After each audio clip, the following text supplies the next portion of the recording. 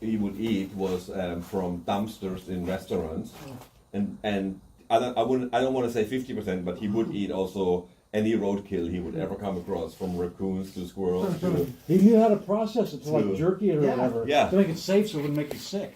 He'd find fucking dead animals squashed in the road, peel them off. Very interesting guy. And the resemblance to CIA is striking. He's got the same. Are you sure it wasn't CIA? Victor's only about this tall. He's a little bitty guy. Like you see what he's saying. He's declined very much. Yeah, very much. So one time, it must have been like in '98, kind of the height of mountain biking, right at the end of the golden era. And Wait, this isn't the golden era? mountain bike, well, for some it is.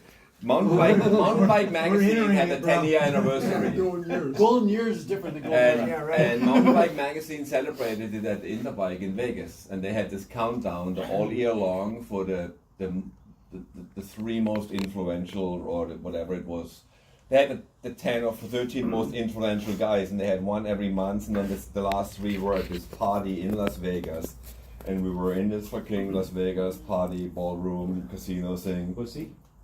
And they announced who's gonna be the 3 top guys. And of course Gary Fisher was in it, and I forgot if it was Tom Ritchie or Joe Breeze, one of those 2. And then the 3rd one was Victor Vincent of America. And everybody in the room, and that was like the golden age of mountain biking. 90% of the room, all the journalists, the pro riders, the industry people had no idea who that guy was. Even then. And then he came on stage to do a talk, and Bemke assisted him, not knowing better or worse, I don't know.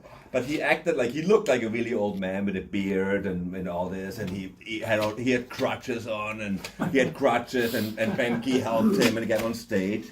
And he goes on this stage where you do like a 2-minute acceptance speech, and it turned into a fucking 45-minute speech of that guy doing this monologue that was just like, people were just like, were you there? What